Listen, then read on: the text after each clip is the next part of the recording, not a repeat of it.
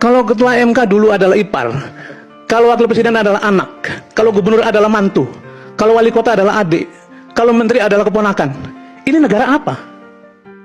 Ini negara apa? Jadi saya ingin mengingatkan kembali, ayo kembali pada kewajaran semuanya. Kalau tidak, cerita ini hanya mengulang, pemainnya berganti, tapi kelakuannya sama. Saya belajar tentang politik Cina. Cina itu berupaya untuk menghasilkan new capitalism dengan menggabung antara new communism dengan menggabung antara authoritarianism dengan capitalism. Jadi nggak ada bisnis yang otonom di Cina dalam pemerintah Cina. Karena memang filosofinya begitu. Dia ingin ciptakan komunisme gaya baru dengan menggabungkan otoritarianisme dan kapitalisme. Para media, hati-hati. Kami mencatat kelakuan-kelakuanmu satu-satu.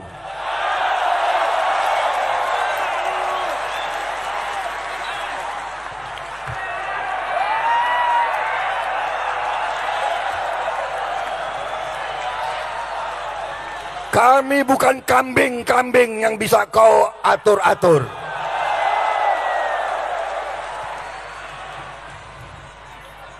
Hati-hati kau ya. Hati-hati kau.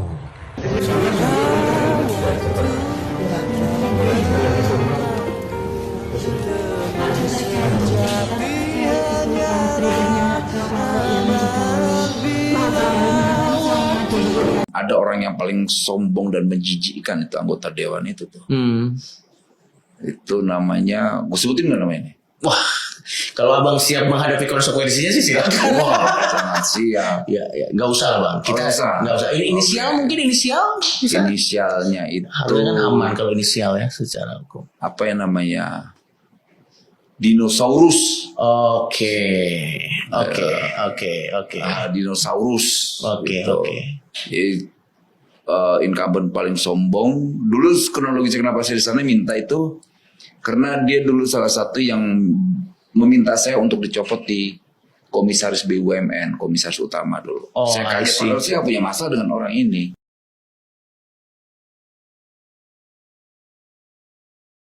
Lo tahu nggak sih, Presiden Prabowo Subianto telah melakukan kesalahan fatal yang berisiko merusak hubungan antar negara setelah adanya isu Presiden Erdogan walk out saat Prabowo berpidato di KTT D8 di Kairo, Mesir, muncul lagi ketegangan antara Indonesia dan Malaysia. Apa penyebabnya? Awal mulanya, Prabowo dan Perdana Menteri Malaysia, Anwar Ibrahim, merencanakan pertemuan bilateral di Pulau Langkawi.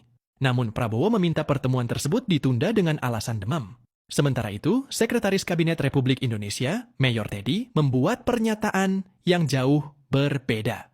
Yang tak lain dan tak bukan, ialah Prabowo memiliki keperluan penting di Jakarta, sehingga harus kembali segera dan bukan gara-gara demam. Hal yang paling memalukan adalah, Perdana Menteri Anwar Ibrahim sekeluarga telah sampai di Pulau Langkawi untuk menyambut orang nomor 1 di Indonesia tersebut. Menurut lu gimana? Pantas nggak hal semacam itu dilakukan oleh seorang presiden terhadap pemimpin negara lain? Prabowo itu pakai cara-cara militer di Timur Leste. Kalau Anies Baswedan itu dia itu pakai cara-cara psikologi, mengerti tentang orang Papua. Dia tahu orang Papua ini menerima orang non Papua semua kok. Kalau orang sudah tidak jujur, energinya adalah untuk menutupi ketidakjujurannya. Karena setiap ngebohong tuh takut ketahuan, harus bikin bohong lain. Nah bohong yang itu juga harus ditutupin, bikin lagi. Jadi nggak kerja orang yang nggak jujur tuh selain kerjanya membuat kebohongan baru. Bagaimana bangsa ini bisa besar kalau yang diberi amanahnya hanya membuat untuk menutupi kebohongan, ketidakjujuran. Habis tuh waktunya, habis energinya, dan tidak tersisa. Dia pun tidak akan pernah nyaman. Orang yang tidak jujur itu pasti tidak nyaman hidupnya. Kalau dirinya sudah tidak nyaman, itu wajahnya tidak nyaman dilihat, omongannya tidak nyaman didengar, tulisannya tidak nyaman dibaca, dan keputusannya pasti tidak akan adil. Karena ketidakjujuran tidak akan menghasilkan kebaikan. Sekarang saya tidak ragu-ragu mengatakan Presiden ke-8 kita adalah bajingan tolol. Anda bayangkan psikologi kita. Kalau nanti situ ada Prabowo, di situ ada Putra Wakanda. Apa Anda nggak mules setiap hari? Anda pasti mules. Saya mau terangkan itu sebagai problem. Surat pemakzulan Wakil Presiden Gibran Rakabuming Rakaresmi diterima DPR dan ini bisa jadi babak baru dalam politik Indonesia. 4 Jenderal Purnawirawan TNI, termasuk Fahrul Razi dan Tiasno Soedarto, mendesak DPR dan MPR untuk segera memproses pemakzulan lewat surat tertanggal 26 Mei 2025. Surat ini sudah beredar luas di kalangan wartawan dan bikin heboh publik karena menyangkut posisi tertinggi kedua di negeri ini. DPR menyatakan hal ini jadi wewenang pimpinan, tapi tekanan dari para purnawirawan jelas bukan sinyal biasa.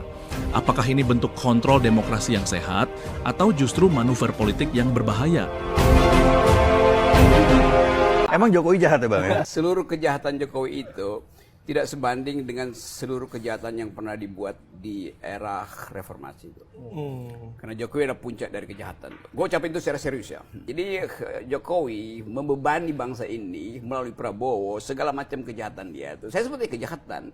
Karena dari awal seluruh indikasi untuk menunjukkan bahwa Jokowi tidak taat pada aturan itu terbukti itu, dan itu yang menyebabkan ya, defisit anggaran, kerusakan lingkungan, keakraban warga negara hilang, itu ketegangan sosial naik terus, segala macam hal sebenarnya di situ kan.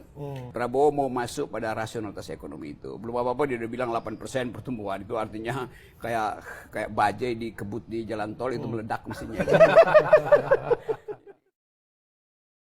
Prabowo tidak setuju memiskinkan para koruptor dengan alasan kasihan anak mereka. Apakah adil anaknya menderita juga?